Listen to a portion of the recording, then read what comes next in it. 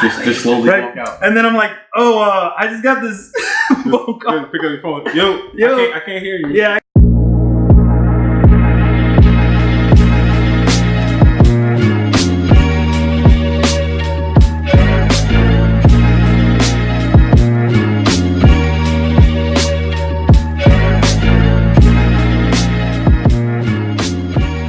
Thank you guys for tuning in.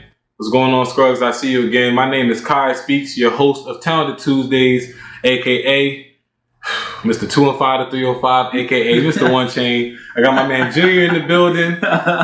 Real quick, Junior, just to introduce yourself. Tell us where you come from, how you ended up down in Miami. Yeah, what's good, everybody? Junior here. Make sure to follow me at Junior the Young, Twitter and Instagram. Currently work at the University of Miami. Originally from the Dominican Republic, but grew up in Massachusetts all my life, and just excited to be here joining Kai and being able to chop it up and talk about some cool stuff. Yes, we got some pretty dope stuff for you guys. We're going to be talking about moving away from home to public speaking and how you can develop yourself as a public speaker, all the way down to being a student and working full-time, or being a full-time student and working part-time, vice versa. So again, this is Talented Tuesdays, brought to you by the GoldenKey Foundation, developing leaders one step at a time. Like I said, my name is QuiySpeaks, and Junior just introduced himself, so we're about to get right into the conversation. So I guess my first question for you will be, how different was the environment that you came from? Because you're from Boston, right? Yeah. So how different was the environment and the culture in Boston to when you moved down to Miami? Yeah. So so I actually ended up making like a pit stop. So the way that it worked for me anyways was I grew up most of my life in New Bedford, Mass, which is like the south coast of Massachusetts. Spent a lot of time in Boston because I had family there as well. And then I did my undergraduate work in the city of Boston, was there for 4 years. And so I actually moved from Boston to Chicago. I was in north of Chicago in Evanston, Illinois, interning at Northwestern University the summer right before I went into graduate school, and then went from Illinois, came back for a week, basically packed up all my shit and booked a one-way ticket to Tallahassee, Florida, which is where I did my master's degree at Florida State University. Okay. And it was very, very different, I would say, collectively, right? Like every single state was hella different. I would say Massachusetts, as far as like the vibe, one, it's really cold. So I think that was a shift that I was very, very, thankful for and looking forward to in regards to Florida. It was just nicer weather. Was crazy, and what made the transition even harder for me personally was that I had actually never been to Florida up until that point, and I had never been to Tallahassee up until that point, because the program that I was studying was a higher ed program, right? And the way that the program's set up is that you're supposed to go to campus to interview so that you can get like a job that connects to whatever your interests are, right? And I had intended to go down to Florida State and interview, but the day that I was supposed to fly out, we got a snowstorm, and all of the flights were canceled for the entire weekend, the entire interview weekend. That's how it is up north. No exaggeration. So I'm literally in the airport, and I'm literally like, yo. I would go into like my friend's bathroom and interview for Florida State over Skype. Oh. Yeah, over Skype and over phone. And so after all of that, I ended up going to Florida State. I got what I needed to do out there, right? And but I honestly didn't know what to expect. I didn't know what the place looked like. I didn't know what the university really looked like. I didn't even know really all that, like my roommates at all. And I just said, you know what? It is what it is. And I think this is where I'm supposed to be at. And I just kind of went with it. And so the transition, I would say the biggest kind of difficulty for me was thinking about like the politics down here are hella different, especially in Tallahassee versus like South Florida. Yeah. Because I think that was like another transition that was like unique for me anyways. Tallahassee's a lot more like, conservative, politically speaking. It's a capital. Not as much to do either as well. That was kind of like something to get accustomed to. And definitely a lot slower pace. So that was probably like the biggest difficulty for me. I was like, man, shit's like so slow down here. It's boring. Yeah. Down here, there's always something happening. There's like a lot of opportunities to get connected to the creative scene. Something that a lot of people take for granted when you're moving somewhere is like dating. Dating was like non-existent for me. I'm going to be real. In Tallahassee, this was not a thing, right? There was not looking out for a brother out there. Okay, I do want to take the time just to shout out Miss AK85, Dr. TJ, and Camille Jimmy for tuning in. You guys are regulars. I just had Camille on our show a couple weeks back. Dope painter, dope artist. So shout out to you guys. And I do want to mention the comment section is open. Feel free to ask Junior any questions that you may have. But I do want to let you guys know to keep the comment section positive. We want to keep all negativity out there.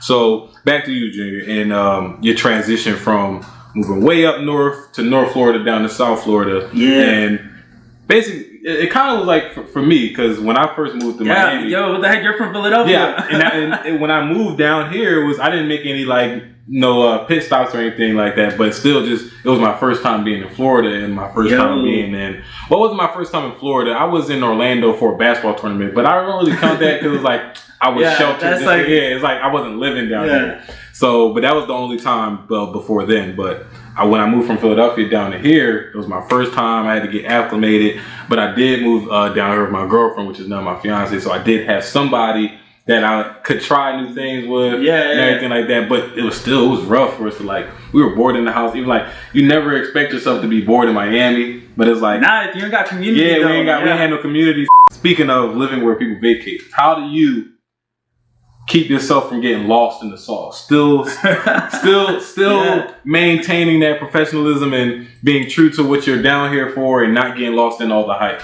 Yeah. I mean, I think it's all about, and actually this is going to be something that I intertwine in a lot of the different talking points, and it's something that I take very seriously in one way or another. I'm a pretty go with the flow kind of guy, pretty chill in every way. But I think what sets you apart when you're navigating like a city like Miami and you're doing like professional work is discipline. And that's kind of like the biggest thing that I would say for me is that there are moments and times where I'll specifically go home and have a goal or something in mind that I really want to accomplish for that day. And I really hold myself accountable to that. And if I don't, then what is it that I'm going to do in order to get to that place in space, right?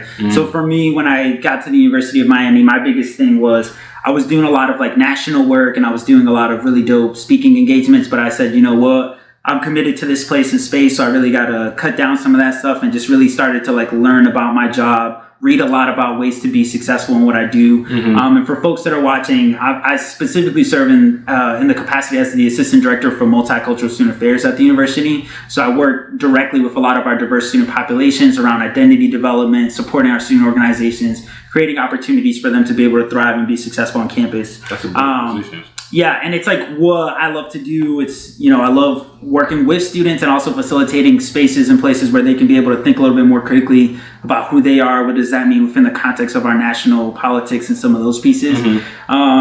So I knew that, and I knew that I needed to really focus and hone in. And so I was like, you know what, let me just do that and really dedicate a lot of time to this, but also understanding that you need balance, right? And whatever that means for you, because I know a lot of people will be like, yo, you can never really have balance. But I do think that you have to be able to, even if it's every once in a while, just release and be able to have a good time, connect with folks, be able to go out and just have a good time. I'm a pretty, extroverted person as well, so I don't really ever have an issue kind of, getting out there and meeting new folks. So I go out and have a blast, whether I'm with a group of people or just with, by myself. So that's good. So that helped out a lot. That definitely helped out a lot for me. So have you, do you have a lot of friends back up north that want to come down here and visit you during the week and forget that you might have to work and stuff like that? Yo, yeah. Actually, so shout out to my boy James Beeks, because my boy James was actually, him and I were just talking about this too, because that's happened a few times actually, family, friends that come down, and I'm very big on yo, if I can take the time off, then I will, and I'll make sure that you have a blast, and I'll make sure that you check out all the spots that aren't just South Beach, because I think a lot of people have the perception that that's Miami, and I would say that's probably a really small piece of it, but there's so much culture, so much history,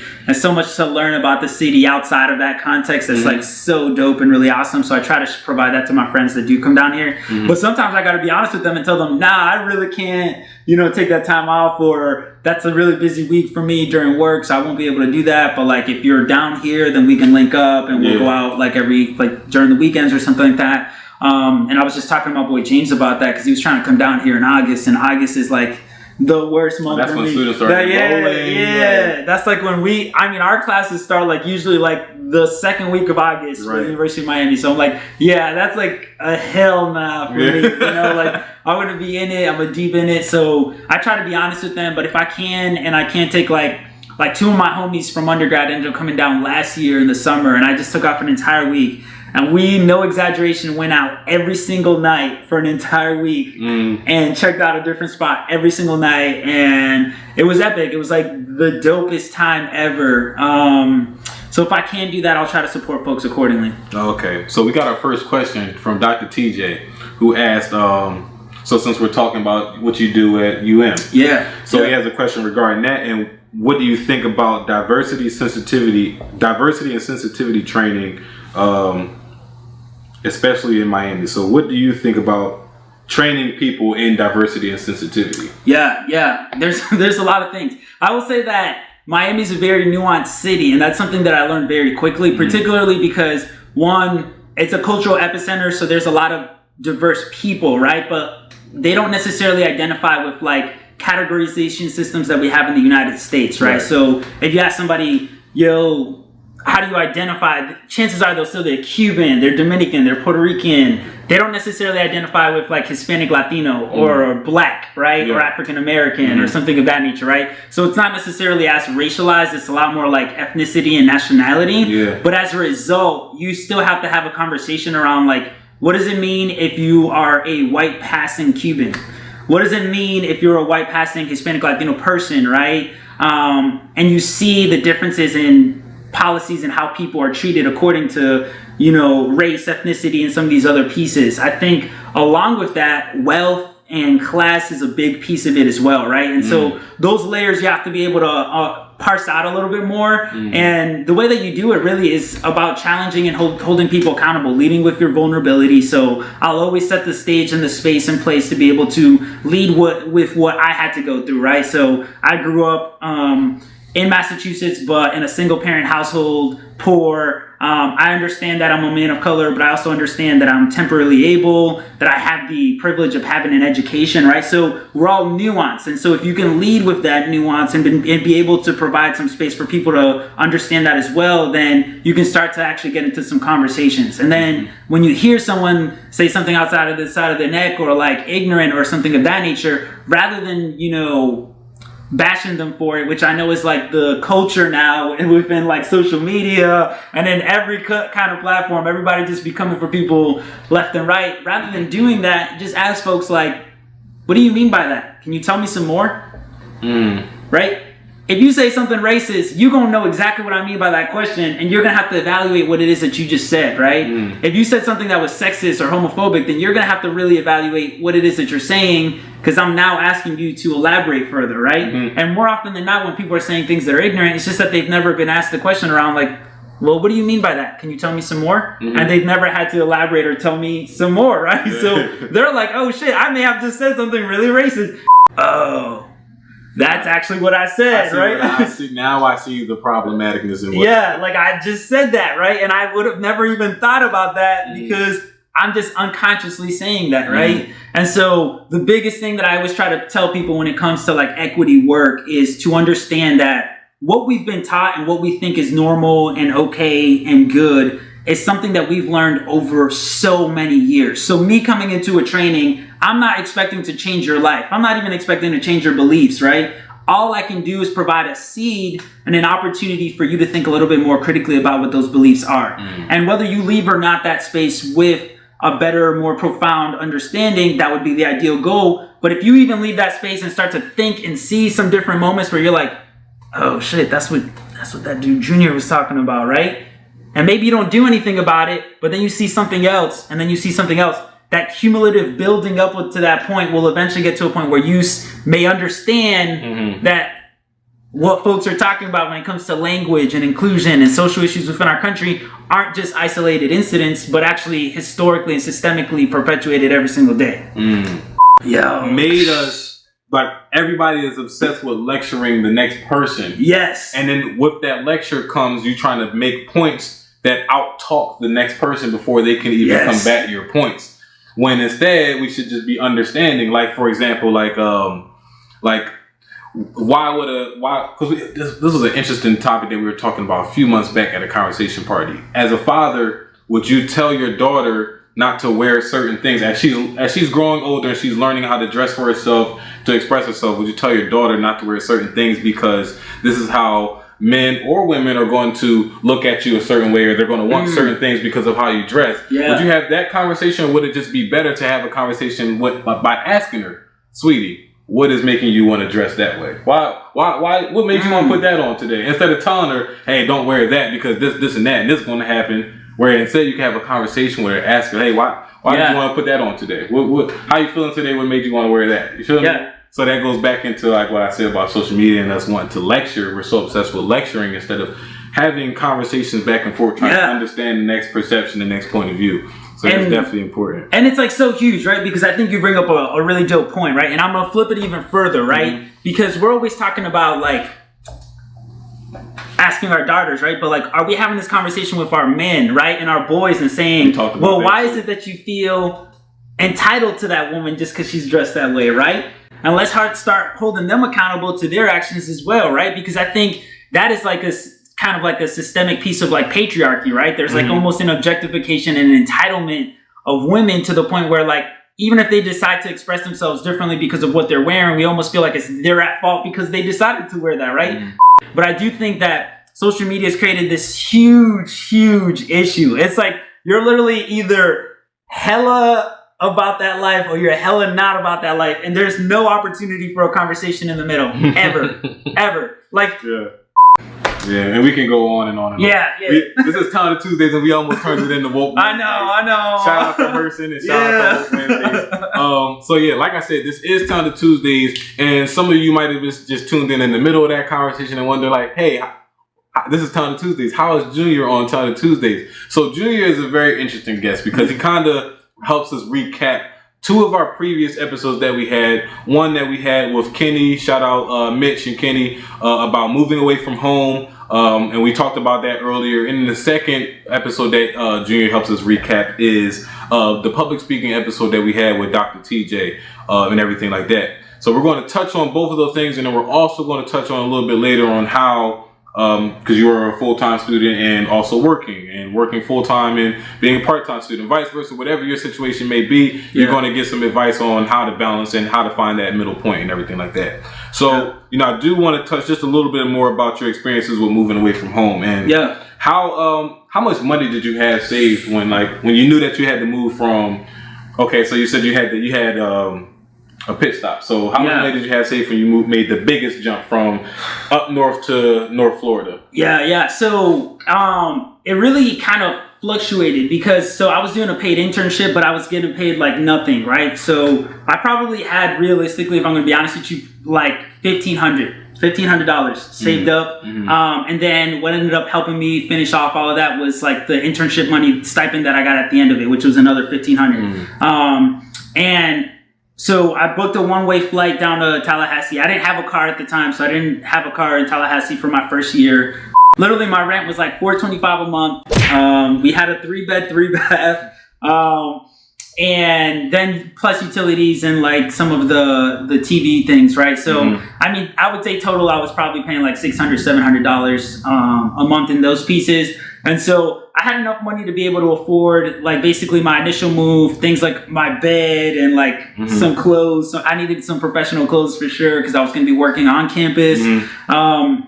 Particularly for folks that are like reaching out and trying to do master's programs and things of that nature. If you don't come from a really affluent background, it's like so tough to manage and it's so difficult to do it. And so something that I was really, really fortunate is that while I was doing my master's, I ended up getting an assistantship on campus that actually helped pay for some of the tuition pieces. And that helped out significantly because there's like this taboo conversation that we never have around literally like funds. And let's be honest, it's so incredibly difficult to move somewhere. If it was easy, everybody would do it, right? Like you would go check out someplace. And so I would always say like, be strategic. What I always have conversations with some of the students that I kind of like mentor is think about the cost of living something that a lot of people don't take into consideration is like airports, right? So if you are close to your family and you have to visit for like holidays or something of that nature, are you close to an international airport, right? Because Tallahassee Regional, you're paying $600 to get out to go anywhere, even if it's a major city, right? So think about those airport expenses if you're planning to ever go see your family again, right? Yeah. Or if not, like how close are you to somewhere else that might be your community or your family? I think along with that, what is it that you're going to be doing for food expenses? Because that's like something that doesn't usually go in your mind. Haircuts. Come on, yo. That's something that people don't think about. But like you struggle finding the barber. Yes, yo. And that was a struggle too in North Florida. I'm gonna tell you. But I ended up finding my boy Ricky. Shout out King Cut Barbershops out in Tallahassee. If you're ever around, hit him up.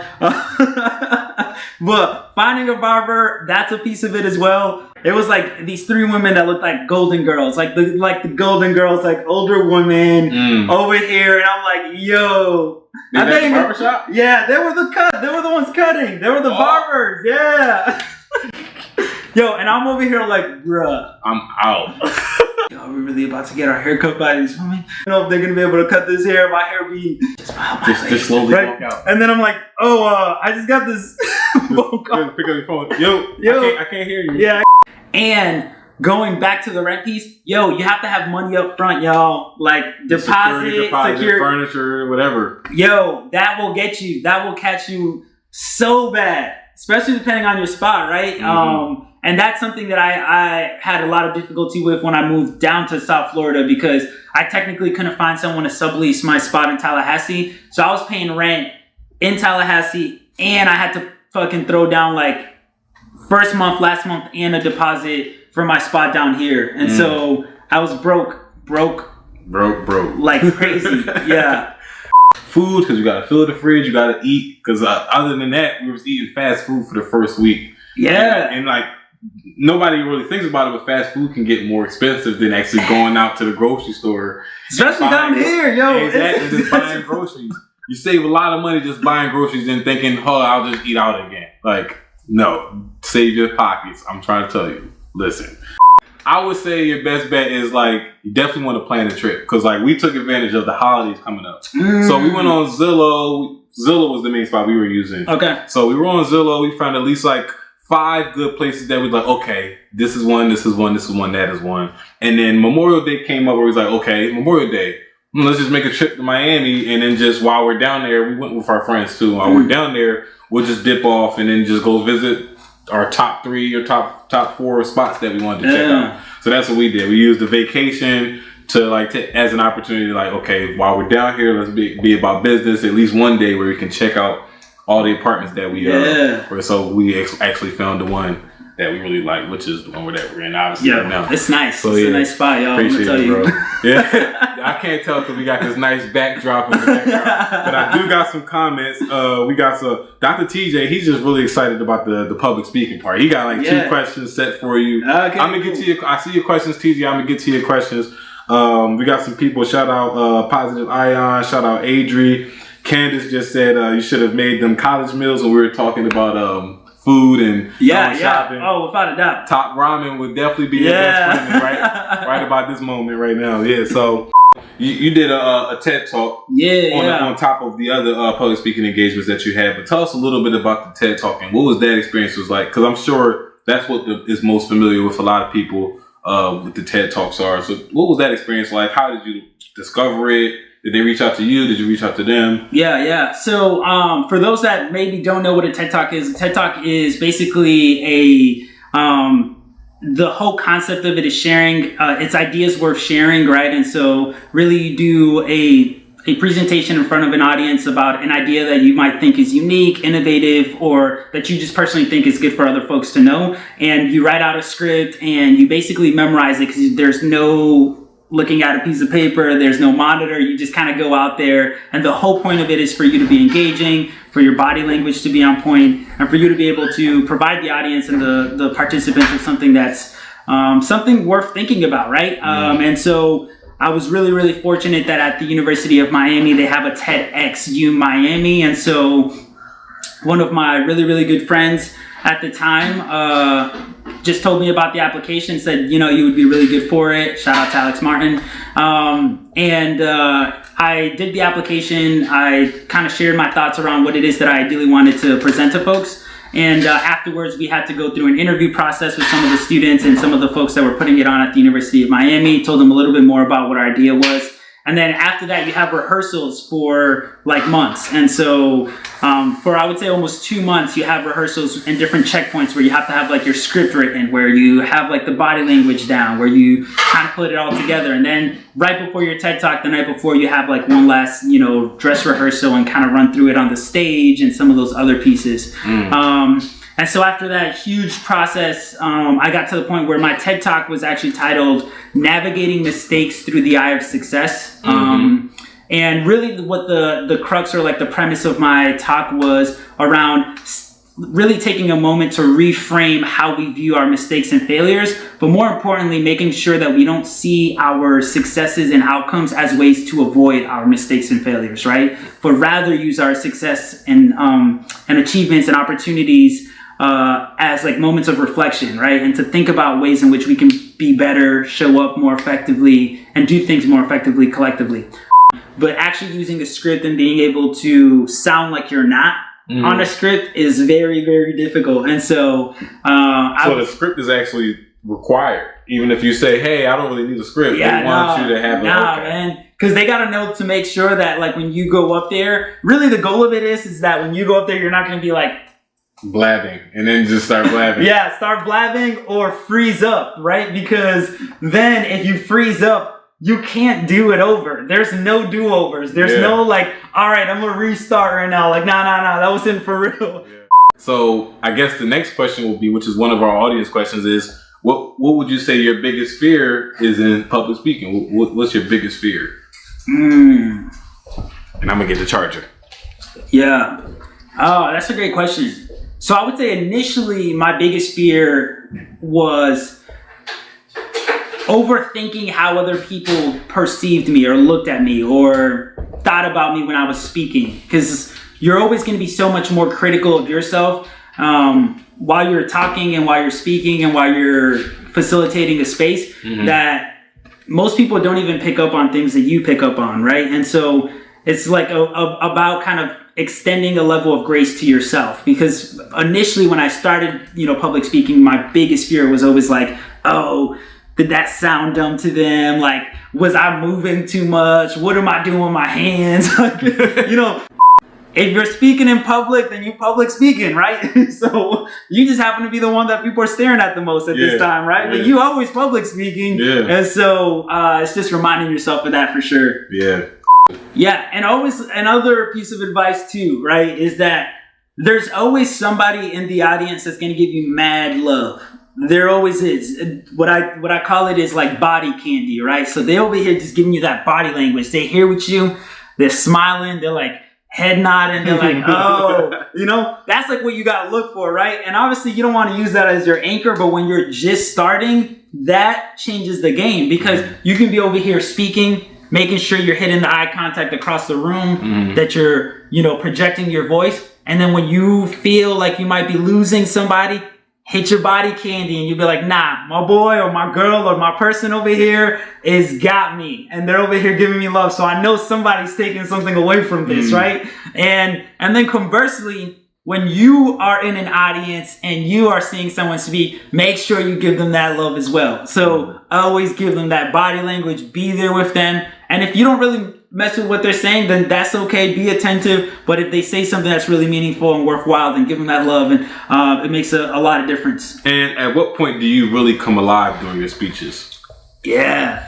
I think it really depends on like the setup, right? Because I've done speeches where you're on a podium, right? And the first thing that I do and where I really come alive is like I leave the podium and I'll take the mic, right? So I don't really like being in front of podiums. I'm like, nah, we don't need that obstacle and that wall between like me and the audience. So that's when I'll officially come alive. If I'm doing a facilitation, I would say, like if I'm doing like a workshop around like equity issues or something of that nature, I would say it's more so once we really start to get that synergy between me and the audience and like the participants in the workshop, and they start to like be a lot more vocal in the process, because really my goal as a facilitator isn't to be talking at you, it's to kind of co-create a learning space, right? Like we're both providing each other with something beautiful and meaningful, right? And so I think that that's like when I start to get the most energy for sure. But I would say it really depends. If it's a podium, it's when I leave the podium. If it's not a podium, if I just got a stage, I think it's just with the start. I'm a pretty high energy kind of guy altogether. And so I try to like bring that energy so that people can match me. I'm like, yo, if I'm bringing it over here, I'm gonna need you to meet me there, right? Meet me halfway. And I would hope that people perceive me or see me as someone that's just authentic. I don't really care about for like this whole fake context of professionalism and credibility, right? I know what I know, and I know that I'm good at what I do, right? And I know that I'm always learning and growing as a result. Right. And so I want to be just as critical on my, performance or what I'm doing as the next person. And I'm going to take that feedback in very honestly, think about it, and find a way to be even better, right? But I would hope you leave there saying like, yo, that dude is real as fuck. Like whatever he's saying matches what he wanted us to learn. And more importantly, he delivered it in a way that wasn't coming off disingenuine. He delivered it in a way that allowed for me to feel that and feel that energy and feel that love. And to feel the amount of time that he put into that. And so I would say that that's like the biggest thing. And so I do a lot of work on the prep side of my sessions to make sure that everything goes according to like what I would hope, and to ensure that when it doesn't, I'm more than capable of handling those mishaps, right? Because like I'll tell you, even during the TED Talk, there was a moment, and I was the first one to watch it before I shared it on my social media. I was like, what did I actually say, right? Because there was like 2 moments where I completely blanked actually on my script, completely blanked. And I was like, I wonder if it's noticeable. And luckily, it actually wasn't noticeable. I was like, okay, I recovered and I was able to get back to a good place. And so, just authenticity is really the biggest thing I would say, outside of like actually learning and taking something away from it. I think those would be the biggest 2 things that I would hope folks get out of it or see from whenever I'm speaking or engaging with people. Well, what advice could you offer people who are aspiring public speakers towards how do you initiate or how do you land those first public speaking engagements? How did you get started? How do you, basically land the engagement? So I'll give you some tangible takeaways, right? I'll give you some real tangible stuff. One, I think you have to understand that your brand is always on, right? And people are always talking about branding. What does that actually mean, right? Like, what does the branding actually mean? And that doesn't necessarily mean that you have to be this fake professional all the time, right? Because I'm not professional at all times. I'm professional when I need to be, for sure, right? But I love memes. I love, music. I love a lot of other stuff, right? And I'm not just a professional, right? And so I branded myself accordingly. And so I use Twitter a lot. I tweet a ton. I've used my Instagram a lot. I post a lot on my Instagram, and I used to post a lot on my Facebook. But I make it clear to people what it is that I care about, right? Like if you look at my Instagram, you know that I like memes a lot. I take a lot of selfies. Sorry, y'all. And I really care about like equity-based issues, right? You'll always see something on my Instagram story. You'll always see something on my Twitter. You'll always see something that I'm talking about with folks either through my messaging and some of those other things. But I also make it very pointed. And this is something that a lot of people have a hard time with because of the way that I think people of color are particularly socialized. I share my successes with everybody. And I have no qualms with that. And people sometimes are like, oh, well, I want to be humble and I want to hold myself with a level of humility, but I think you can be both, right? I think those things can coexist, and I think it's important for you to be able to share moments and successes and things that you're doing really well so that other people know that what you're really good at, right? Like, how am I supposed to know what you're good at if you never tell me, right? And so I post, if I get a facilitation gig in Texas, I'm going to post that. I'm going to say, yo, I'm excited to do this session, doing this, and this, about this, and this in Texas. And then the next person that might see that might say, oh, shoot, I saw that Junior does facilitations around these particular topics, and he actually did it at this university, or he did it at that place. Let's hit him up. And even if you don't get paid for it, take it. That's another piece of advice. Once or twice a year is Google yourself and actually get an image around what comes up when you Google yourself.